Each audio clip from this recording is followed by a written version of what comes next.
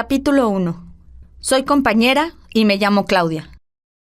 Dejen eso que no sirve para nada y vamos a apoyar a la gente.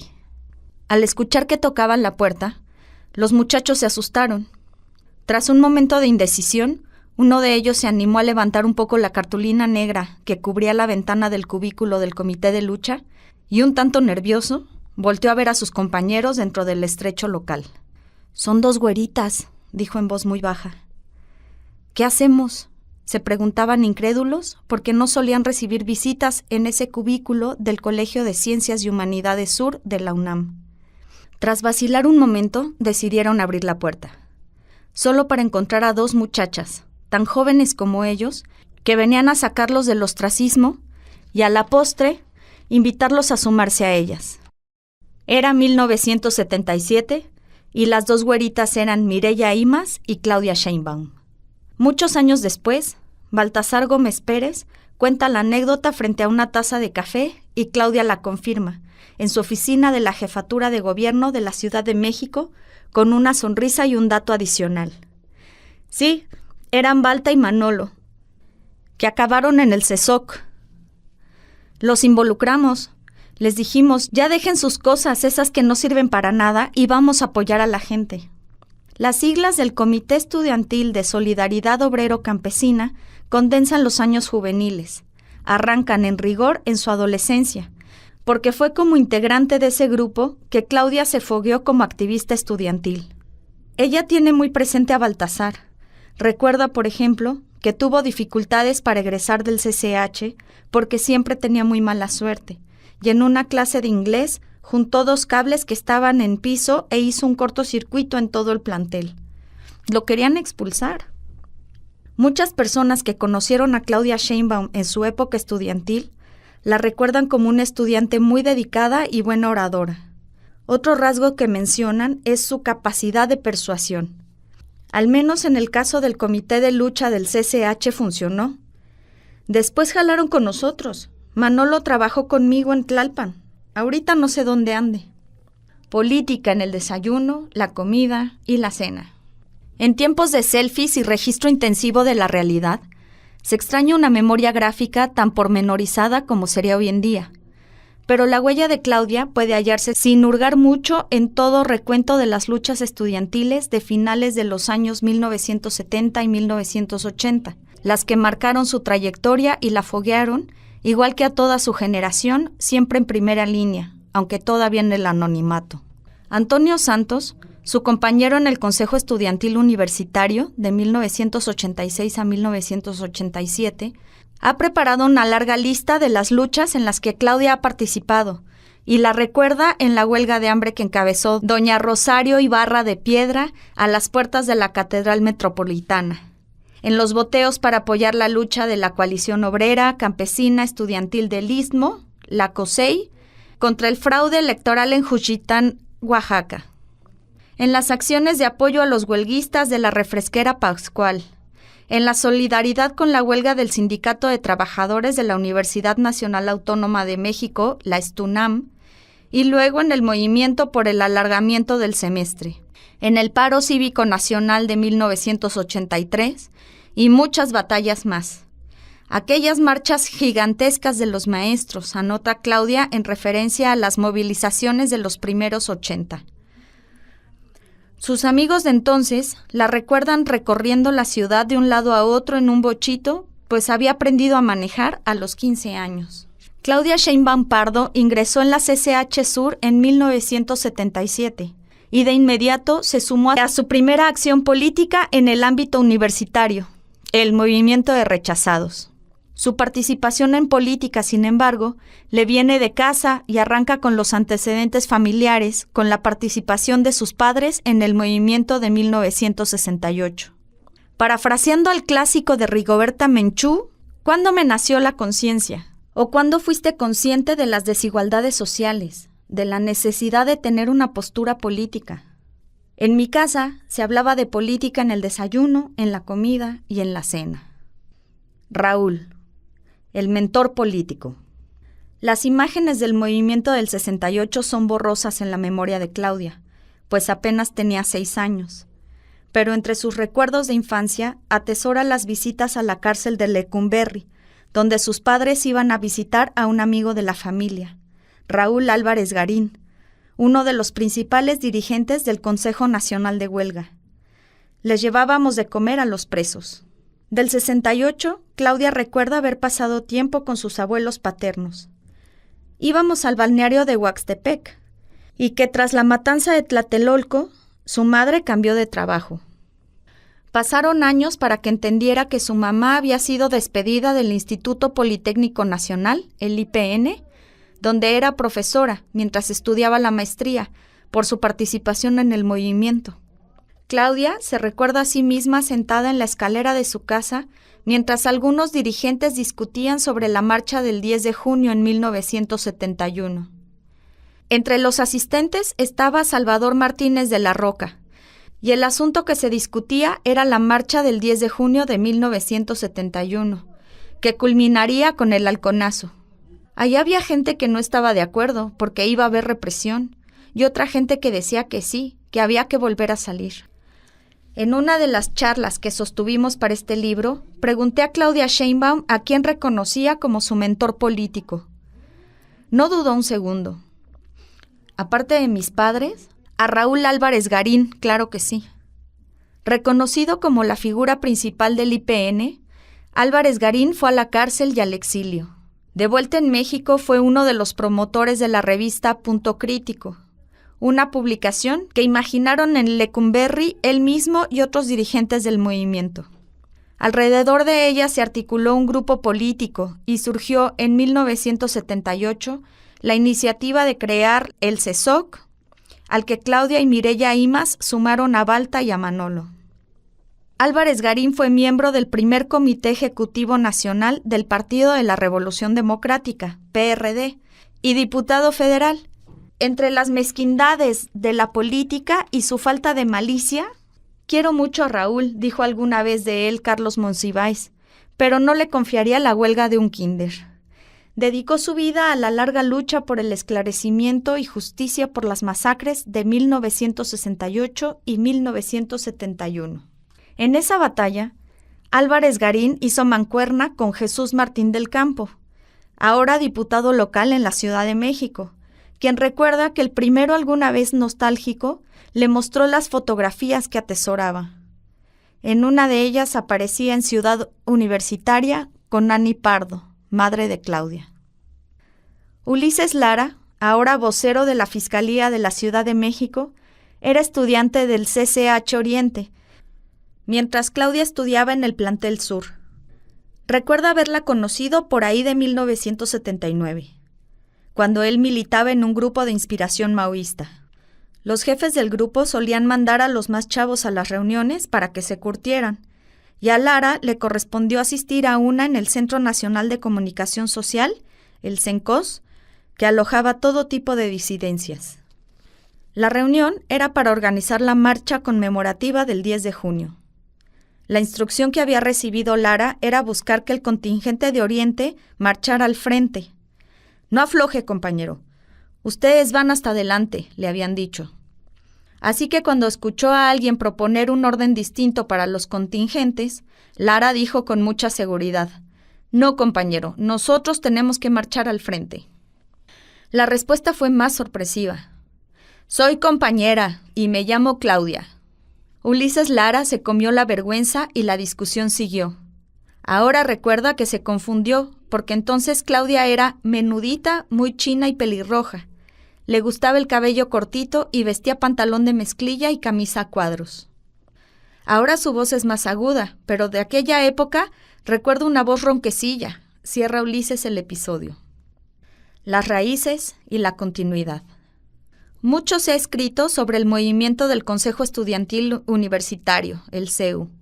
Incluso algunos de los protagonistas han publicado sobre la historia y el significado de una lucha que arrancó como respuesta a las propuestas que el rector Jorge Carpizo planteó en el documento Fortaleza y Debilidad de la UNAM, y que, puesta a resumirlo en pocas palabras, Sheinbaum describe como un movimiento en defensa de la educación pública. Entrada libre, Crónicas de la Sociedad que se Organiza, de Ediciones Era en 1987, su libro Compromiso, Carlos Monsiváis dedicó 60 páginas al movimiento del CEU. En ellas recoge el momento simbólico de la colocación de la bandera de huelga en la torre de rectoría. Era un acto simbólico, entre otras cosas porque las autoridades universitarias habían sacado todos sus archivos y hasta los muebles en los días anteriores. Monsiváis narra una caminata en penumbras de 150 o 200 estudiantes, la brigada que había sido comisionada para esa acción. Influidos por el sindicalismo, los ceuistas habían decidido estallar la huelga justo a las 12 de la noche. Fue una tontería. Le debimos haber estallado al mediodía y no en la noche, solo con las brigadas de los activistas más fieros. Recuerda ahora entre risas Óscar Moreno, entonces dirigente del CCH Naucalpan. Monsiváis escribe sobre esa noche. Una joven afianza la primera manta. Emerge el Goya tan rehabilitado por el CEU. El cronista no registra más, pero la muchacha que afianza un extremo de la bandera de huelga en el primer minuto del miércoles 28 de enero de 1986 era Claudia. Muchos años después, ella recuerda el episodio y dice que se trató de un acto espontáneo. Siempre he sido así, muy aventada. Ahora ya no tanto, ya tengo otras responsabilidades. Pero entonces era, ¿quién sube la bandera de huelga? ¡Yo! Entonces nos trepamos ahí a ponerla. El CEU logró echar abajo el llamado Plan Carpizo y la apertura de un diálogo público en el que las autoridades aceptaron la realización de un congreso universitario. Después del primer mitin.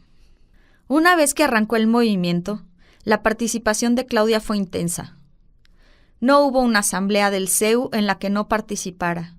Había oradores verdaderamente apasionados y ella era una de ellas, dice Moreno. Sheinbaum formaba parte del melting pot ideológico en la definición de Monsiváis, es decir, del grupo que semana a semana en reuniones cerradas examinaba el desarrollo del movimiento. Para usar términos de la época, era el núcleo dirigente y se le conocía como la corriente y más tarde como los históricos. Sus dirigentes no tenían el mismo origen político, pero los unía el propósito de dar racionalidad al movimiento. Óscar Moreno resume. El cineasta Carlos Mendoza acierta al ponerle a su documental La fuerza de la razón, porque nuestra fuerza no venía de la arbitrariedad, sino precisamente de la razón. En ese documental, la joven Claudia Sheinbaum aparece enfundada en un overol con el cabello corto y chino. Al principio del conflicto, la rectoría gastó millones de pesos en publicaciones en los periódicos, en la radio y la televisión. La escuela es la escuela. Hay cierta actitud vanidosa de Claudia cuando dice, no es por nada, pero siempre fui muy buena estudiante. Ese rasgo de su personalidad lo atribuye sobre todo a la disciplina, y la disciplina que le inculcó su madre, la también científica Annie Pardo. Mi mamá siempre nos decía, está bien, van a hacer otras cosas, pero la escuela es la escuela. En su etapa formativa del CCH, fundado por el rector Pablo González Casanova, Claudia estaba en el turno 1, de 7 a 11 de la mañana. De 11 a 12 tomaba clases de francés y por las tardes, sin falta, iba a sus clases de ballet clásico. Siempre estudié ballet, dice con cierta nostalgia. Andaba en eso, las actividades políticas, pero nunca me perdía mis clases de ballet en las tardes, hasta el primer año de la facultad. Hablemos de la época del CEU. Quizá Baltasar lo ha dicho mejor que otros. Fue una época en la que crecimos como personas de una manera muy cabrona. Sí, muy rápido.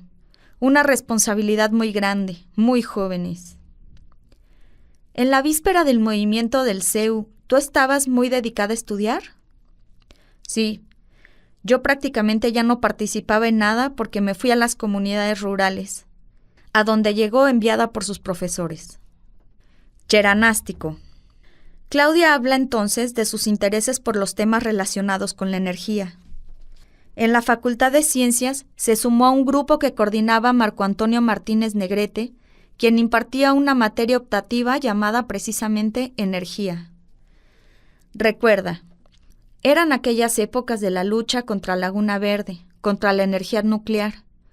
Muchos compañeros llevamos una clase con Martínez Negrete y otra con Flavio Cocho, que se llamaba Calor, Ondas y Fluidos, y no aprendimos mucho de las ecuaciones diferenciales. Sus maestros eran de la idea de que los jóvenes debían aprender con problemas reales. Entonces nos pusieron a estudiar la contaminación atmosférica de la Ciudad de México. Eso era en tercer o cuarto semestre.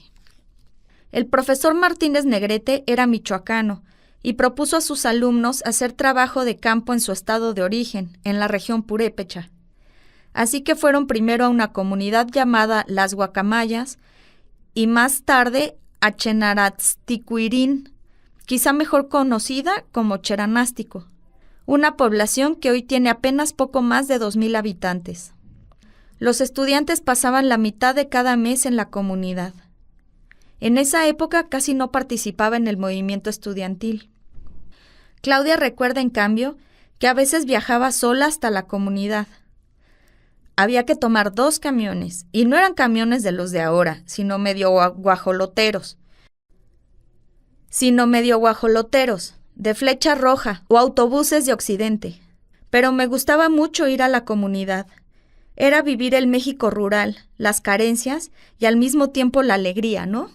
A principios de marzo del 2023, Claudia Sheinbaum, como parte de sus visitas a los estados que han sido duramente criticadas por la oposición, ofreció la conferencia titulada Políticas de Gobierno al Servicio del Pueblo en Morelia. Ahí contó del trabajo que hizo décadas atrás en la meseta purépecha. Un grupo de jóvenes decidimos que la física para nosotros tenía que ser aplicada y trabajamos cerca de 3 años en Cheranástico. Yo me dediqué a medir la cantidad de leña que usaban las mujeres en las casas y hacer estufas eficientes de leña para mejorar la vida de las mujeres, hacer menor el consumo de leña y, por ende, reducir el tiempo de exposición al humo y mejorar el bosque.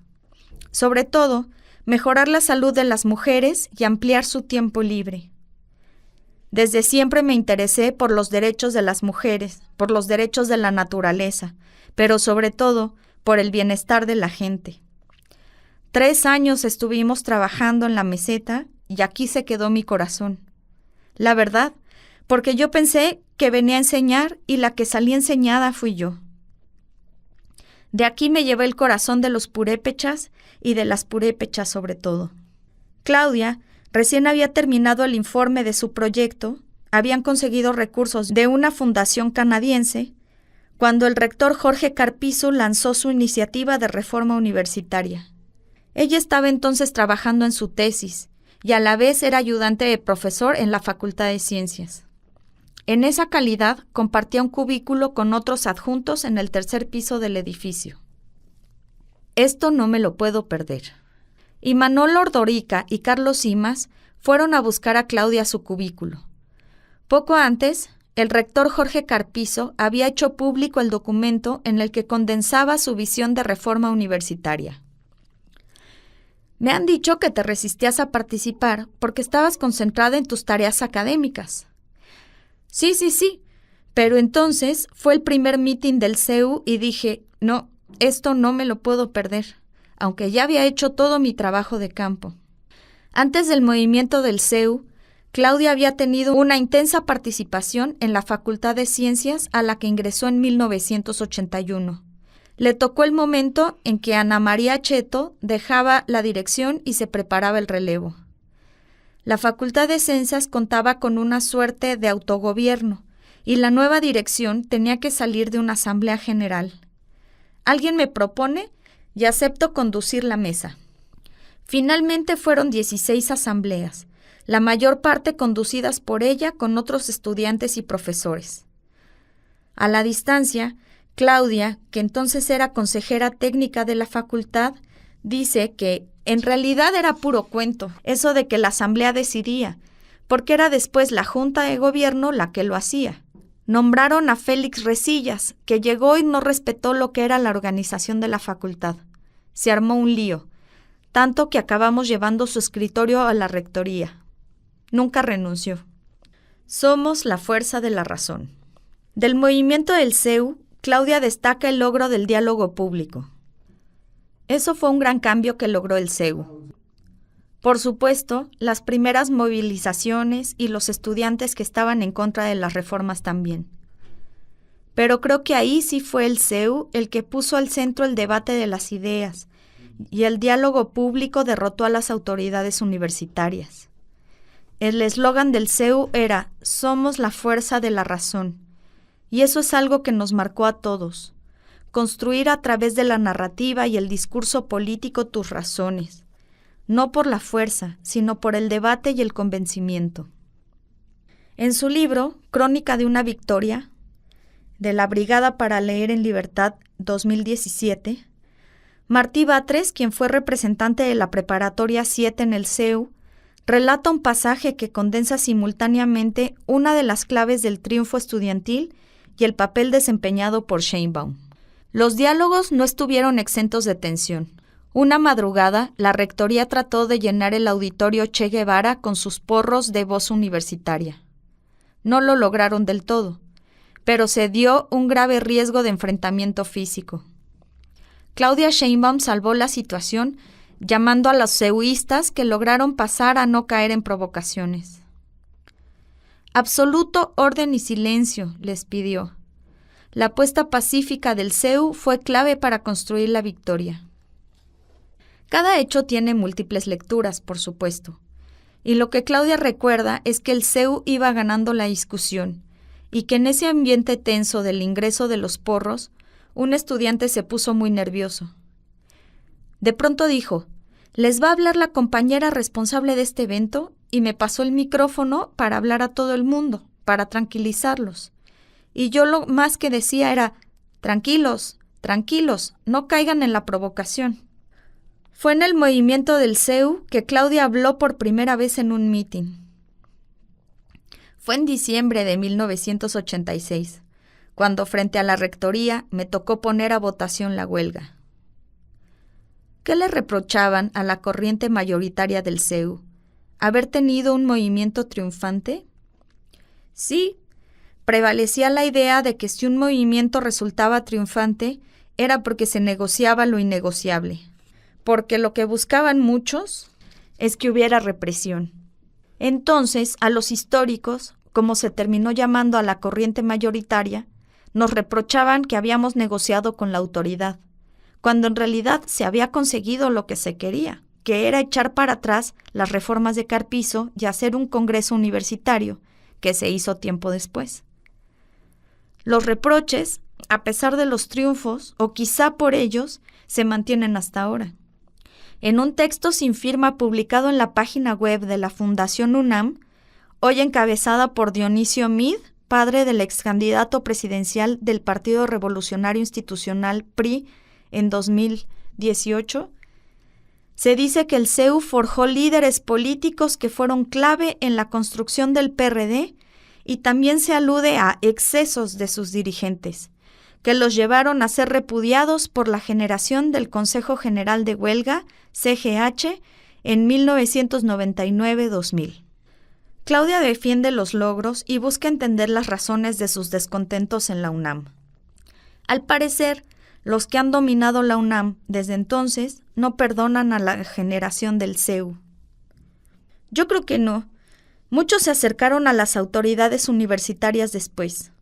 En el fondo, incluso este grupo de Rolando Cordera, que hoy tiene la Secretaría General de la UNAM, nunca perdonó que les ganáramos el debate. Se sienten aristócratas de las ideas. Habían asesorado a Carpizo, estaban pegados a él.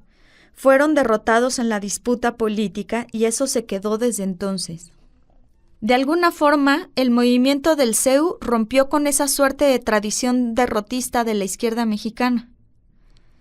Sí, creo que sí. Y esta idea de que luchar tiene sentido también para cambiar al régimen. La ruptura y la unidad.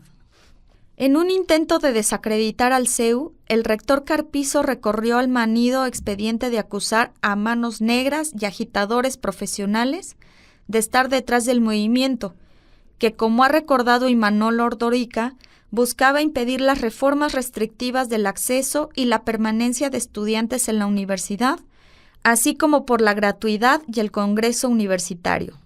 La jornada, 8 de febrero del 2020. Carpizo acusó directamente en un desplegado que hizo publicar al Partido Revolucionario de los Trabajadores, la revista Punto Crítico y Convergencia Comunista el 7 de enero. Esta última organización surgió de una escisión de Punto Crítico, ocurrida en agosto de 1982. Nos llamamos así porque éramos 7, bromea Juan Gutiérrez, quien conoce a Claudia Sheinbaum desde hace 42 años y recuerda que en esa etapa se daba la formación teórica en los círculos de estudio, leíamos a los clásicos. El caso es que salieron de Punto Crítico, entre otros, Salvador Martínez de la Roca, Samuel Salinas, Carlos Simas y Juan Gutiérrez. Ella se quedó en Punto Crítico, con quien reconocía como líder que era Álvarez Garín. Esa reunión terminó al amanecer y todavía recuerdo que Claudia se acercó y dijo: «No se vayan, estamos en lo mismo». Aunque fue una reunión tensa, no hubo insultos. Quizá porque en realidad no existían diferencias políticas de fondo, sino más bien de forma relacionadas con el estilo de Raúl. Y también con los modos de El Pino.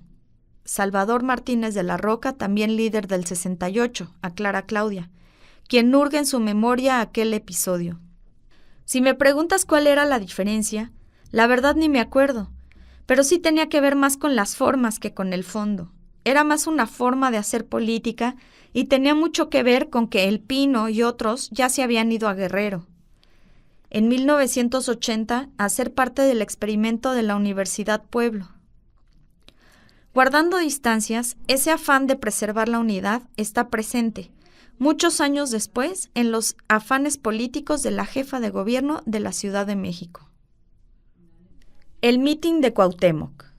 En 1987, la corriente democrática del PRI, encabezada por Cuauhtémoc Cárdenas, rompió con el entonces partido oficial y empezó el sondeo de posibles alianzas a la izquierda. Una parte de los universitarios con esa tendencia estaba en la campaña del ingeniero Heberto Castillo, que terminaría declinando a favor del michoacano.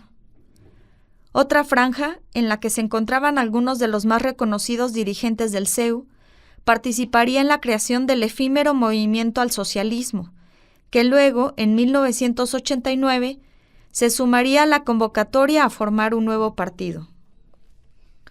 Para cerrar el círculo, Cárdenas buscó a los líderes más visibles del movimiento del CEU, que estaba todavía muy fresco. Los convocados fueron Carlos Simas, Imanol Ordorica y Antonio Santos. Una de las primeras reuniones entre ellos con Cárdenas se hizo en la casa que Claudia compartía con su entonces esposo, Carlos Simas, en una vecindad del rumbo de San Jerónimo, como la describe ella. En aquel entonces, dice Claudia, no pensaba que los políticos pudiesen ser personas sencillas, pero Cárdenas lo era. Me llamó mucho la atención que se paró a servirse su café, dice recordando una de las muchas actitudes del ingeniero que tanto contrastaban con la pompa del priismo ya en decadencia. En esas reuniones se acordó organizar la visita de Cárdenas a Ciudad Universitaria, que se convirtió en un mitin muy impresionante. La movilización se repetiría en 1994, en un ambiente muy distinto y con muchos estudiantes volcados en el apoyo al movimiento zapatista. Sus compañeros de entonces recuerdan que Claudia fue quien propuso la foto para el cartel de la convocatoria. El ingeniero Cárdenas con el subcomandante Marcos y al mayor Moisés en la reunión que habían sostenido en la selva. El cartel se acompañó de esta consigna: nuestros votos son las armas de la paz. Los güeritos y las güeritas. Cuenta Baltasar Gómez que en la época del CESOC, algunos militantes de otros grupos le preguntaban qué hacía con esa organización si él era morenazo de los Pedregales. La referencia surge porque los sectores más radicales del CEU rechazaban al liderazgo de los güeritos, en referencia a estudiantes que, como Claudia, habían cursado la educación básica en escuelas privadas y provenían de familias con buenas bibliotecas. En ese grupo, Claudia compartió militancia con su hermano Julio, su expareja Carlos Simas y Edur Velasco, entre otros. Hay un espejismo ahí, ataja Óscar Moreno. La realidad era distinta. Había dirigentes reconocidos, pero porque eran líderes de sus comunidades. Esa fue una de las razones para que destacara Claudia, que era una de las dirigentes reconocidas de la Facultad de Ciencias, una de 3 o 4. Y Claudia completa: estábamos todos juntos, con la idea de que finalmente eres parte de un movimiento social. Estaban juntos güeros y no güeros. Pues sí, con esta idea de que finalmente eres parte de un movimiento social. Y nunca fuimos nosotros así, jamás. ¿Ni los veía así el resto de los compañeros? Yo nunca lo sentí, ni en el CCH. La maternidad y la doble jornada. Claudia se tituló como licenciada en física con mención honorífica en 1988. Pasó entonces a hacer la maestría en Ingeniería Energética en la propia UNAM, 1990, y luego fue la primera mujer en ingresar al doctorado en la misma especialidad. Mientras cursaba la maestría, nació su hija Mariana. Claudia tenía 26 años, era ayudante de docencia en las materias de Cálculo 1 y 2 y cursaba la maestría en la Facultad de Ingeniería de la UNAM.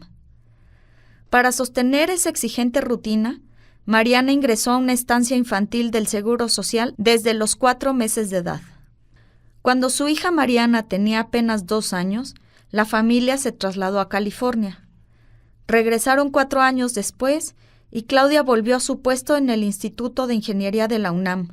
Pero no nos alcanzaba el dinero, así que conseguí una asesoría en la Comisión Nacional para el Ahorro de Energía. La rutina en esos tiempos era la de una madre trabajadora. Llevaba y recogía a los hijos a la escuela y por las tardes los encargaba en casa de su madre. Pasaba por ellos, nos íbamos a la casa que quedaba en San Andrés Totoltepec, casi en el Ajusco. La angustia sobre todo era recoger a tiempo a los hijos de la escuela. Esa angustia permanente del tráfico, de que ya se había hecho tarde, y eso que yo tenía un Volkswagen. Entonces, pues así transcurre la vida de muchas mujeres. ¿Cómo eres como mamá de tus 2 hijos?, le preguntaron en una entrevista videograbada. Ellos siempre se burlaron mucho de mí, la verdad, porque siempre trataba de ser alegre con ellos, con sus amigos, trataba de ser muy audaz, y los hijos siempre me decían: «Mamá, ya no tienes la edad». Mariana Imaz Sheinbaum contó en la misma serie de entrevistas cómo fue para ella esa etapa. Las mañanas eran así de: el desayuno, rápido, los tenis, la mochila. Y recuerdo que me agarraba dormida, envuelta en las cobijas, me echaba en la parte de atrás del coche, íbamos a dejar a mi hermano, luego ella y yo nos íbamos a desayunar. Eran divertidas esas mañanas, la verdad. Para ese momento, Rodrigo ya cursaba la secundaria y Claudia recuerda que en una ocasión lo castigaron con 3 días de suspensión. Lo expulsaron 3 días por una travesura que hizo en la secundaria 29 y fui a hablar con los maestros. En la entrevista videograbada intervino Rodrigo. Una vez me corre la maestra de matemáticas y me dice que no puedo volver hasta que no vaya mi mamá conmigo. Y llega Claudia, toca la puerta y sale la maestra enojadísima y le dice: «Hola, soy la mamá de Rodrigo». Y la maestra le azota la puerta en la nariz y le dice: «Ya lo sé y no puede entrar». Y nos quedamos los 2 afuera diciendo: «¿Y ahora qué hacemos?». Y me dice: «Métete por la ventana». Y entonces yo me metí por la ventana y me senté y ya nadie dijo nada y pude regresar a mi salón. En su biografía oficial está escrito que es investigadora definitiva titular B en el Instituto de Ingeniería de la UNAM, con licencia para ocupar cargos públicos, así como integrante del Sistema Nacional de Investigadores, SNI. También es autora de más de 100 artículos científicos y 2 libros sobre temas de energía, medio ambiente y desarrollo sustentable. Como parte de sus estudios de doctorado, realizó una estancia de investigación en el Laboratorio Nacional Lawrence Berkeley en California. Pero ni allá dejó el activismo. Protesta sin fronteras. Fair Trade and Democracy Now. Dice la cartulina que una joven delgada y con una pañoleta en la cabeza sostiene en alto. Es un esfuerzo por dejar al menos testimonio de oposición en la gira triunfal de Carlos Salinas de Gortari, entonces en la plenitud de su poder por California. La revista Proceso, número 779 del 7 de octubre de 1991, eligió la imagen para acompañar un texto que tituló "Las protestas siguieron a Salinas en todo su viaje". En la imagen se miran varios carteles más que dan cuenta del sentido de la protesta. ¿Cuántos muertos votaron en las pasadas elecciones? México, la dictadura perfecta. El pie de foto agrega el dato de que se trata de la protesta en la Universidad de Stanford, donde Salinas pronunció el discurso central por el centenario de la institución. Los Angeles Times y The Stanford Daily recogieron la declaración del estudiante que portaba la cartulina que reclamaba comercio justo y democracia. ¿Cómo nos impidieron realizar un diálogo con el presidente? Tuvimos que hacerlo de esta manera. La muchacha de la pañoleta era Claudia Sheinbaum, quien entonces realizaba una estancia académica en California, mientras su entonces esposo, Carlos Simas, cursaba el doctorado en educación en la Universidad de Stanford. En una de las charlas para este libro teorizábamos sobre la migración, cuando le pregunté, ¿y cómo fue vivir en Estados Unidos? ¡Uy, qué cambio! Pues muy bonito porque fue una vida de estudiante. Entonces vivíamos en Stanford, que tenía una estancia para estudiantes. Creo que ya destruyeron esas viviendas. Eran casitas chiquitas que hacían un círculo y todas las puertas de atrás daban a un jardín. Los hijos convivían con niños de todo el mundo porque eran para estudiantes extranjeros. Y pues tenía beca y aparte trabajaba. Me dedicaba a hacer el doctorado, a trabajar y a vivir con los niños. Una época bonita. Pero al mismo tiempo, con todo y que nosotros somos de tez blanca, también había discriminación. Lo más rico era irse a comer por ahí, donde había las mejores carnitas, porque todo Aguililla, Michoacán, vive en Redwood City. Una de mis mejores amigas es de aquella época, una michoacana, economista que cruzó la frontera porque no tenía trabajo y también por la violencia. Comenzó limpiando casas y ahora trabaja en el hospital de Stanford. Se llama Alma González. Al asumir la jefatura de gobierno de la Ciudad de México, el 5 de diciembre de 2018, Sheinbaum hizo la obligada evocación. Es quizá una casualidad histórica, pero no deja de asombrar el triunfo nacional y la reconquista de la Ciudad de México por un movimiento democrático y pacífico 50 años después del movimiento estudiantil de 1968 y 30 años después del fraude electoral de 1988. Ese es nuestro origen, pero nuestro gobierno será para todas y para todos. Lo siempre ajeno, lo nunca nuestro. En 2022, sus compañeros de entonces, la corriente de los históricos, ¿se entiende?, organizaron un baile para conmemorar 36 años del CEU. El lugar elegido fue el legendario y venido a menos Salón Los Ángeles. La fiesta fue justo el 31 de octubre, fecha en la que se realizó la primera asamblea en el auditorio Ho Chi Minh de lo que sería el movimiento ceuista. Antes de abrir pista, Marjorie González Vivanco y Trilce López Rascón dieron lectura a un discurso elaborado colectivamente, en el que retomaron la frase de la pared de filosofía y resumieron.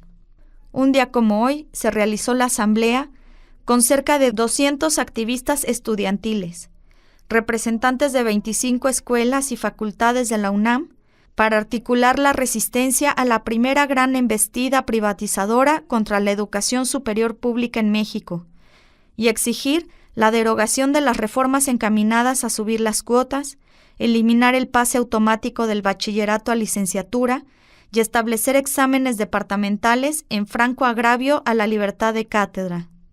Se anunciaba una universidad más autoritaria, excluyente y elitista, donde no cabíamos, y ante esa visión desde el CEU respondimos: queremos todo, lo siempre ajeno, lo nunca nuestro, lo tomaremos. Entre salsa y cumbia bailaron también los relatos de sus compañeros sobre una Claudia que siempre fue de las más activas y propositivas. Una estampa. En el inicio del movimiento se decidió hacer una pinta en el terraplén del estacionamiento de Filosofía. Crecida en un ambiente de música folclórica y de protesta, de niña formó parte de un grupo musical con su hermano Julio, que tocaba las de Inti Illimani. Fue Sheinbaum quien sugirió la frase de la canción escrita arriba, de la autoría del uruguayo Daniel Biglietti. La jefa de gobierno no asistió, pero eso no fue obstáculo para que estuviera más que presente en el lugar. Además del recuento de los aportes de la generación del CEU a la democratización de la ciudad y del país, que culminó con la elección del 2018, el discurso que antecedió al baile fijó postura a ritmo de cha-cha-cha. Se trata de un camino que apenas inicia. La victoria electoral no puede ser un fin último, sino apenas el abrir de las puertas hacia un sitio vedado por años para la mayor parte de la población del país.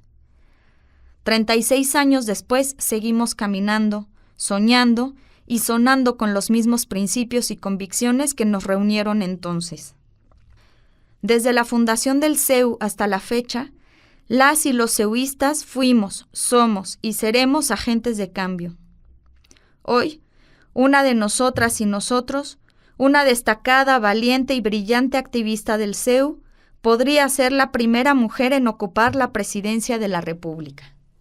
Luego vino el reguero de polilla y una certeza al mirar las parejas. En la pista bailaba una generación que siempre ha entendido la política como acción colectiva. Vuelta a casa. A manera de broma, al evento le dicen el Vive Latino de la Academia. Es la reunión del Consejo Latinoamericano de Ciencias Sociales, que en 2022 volvió tras la obligada pausa pandémica y reunió a 15,000 participantes. La sede fue la UNAM, y una de las invitadas de honor a la inauguración, en su calidad de jefa de gobierno de la ciudad anfitriona, fue Claudia Sheinbaum.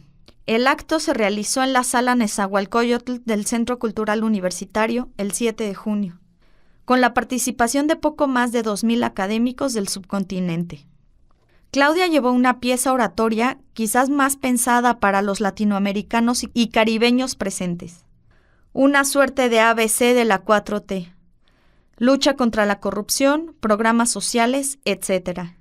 Y no faltó el grito antes de que ella comenzara su intervención, lanzado primero por una voz femenina y seguido por una porción de los asistentes. Presidenta, presidenta. Las palabras del rector Enrique Graue aludieron, sin nombrarla, a la complicada relación, para decirlo con suavidad, de la cúpula universitaria con el gobierno federal. Habló, naturalmente, de la autonomía universitaria y de la libertad de cátedra. Pero el rector marcó una línea al referirse a su invitada, pues elogió asuntos como los programas de becas y la gestión de la pandemia. Un estupendo trabajo, dijo. Cerró Graue con calidez hacia su invitada. Esta es y siempre será tu casa. En su ambiente natural, la jefa de gobierno agradeció al recibimiento y cerró con un llamado al compromiso con las grandes causas sociales. Hoy, como siempre, la relación ciencia y política no solo es necesaria, también debe ser clara y con un firme compromiso con la mayoría de la sociedad.